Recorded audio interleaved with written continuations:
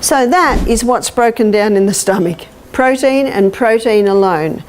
All your starch digestion is put on hold because we're now in an acid stomach. And then we move through and come to the first part of the small intestine, which is called the duodenum.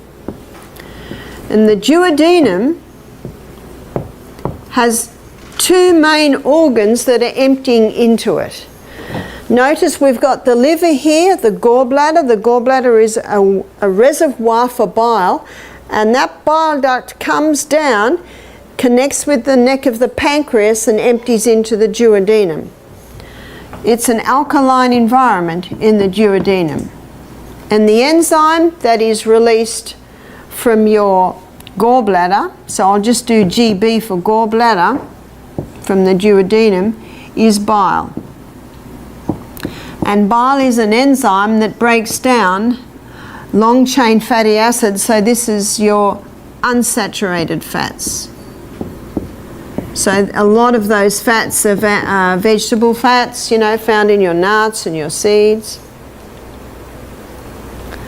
From the duodenum, the pancreas also releases some enzymes in there. And the pancreas releases pancreatic lipase.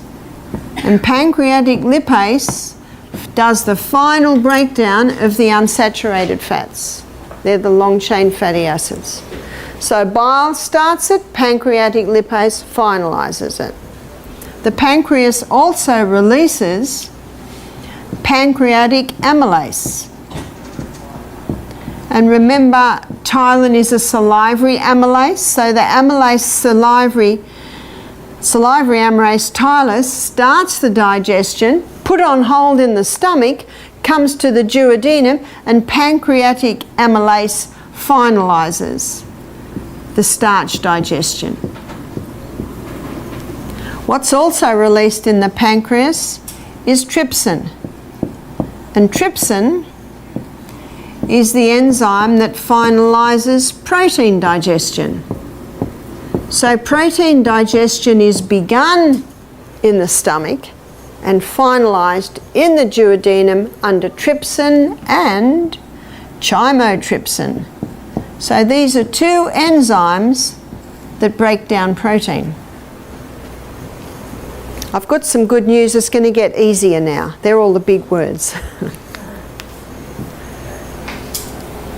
From this, students, what's the main organ of digestion? It's the pancreas.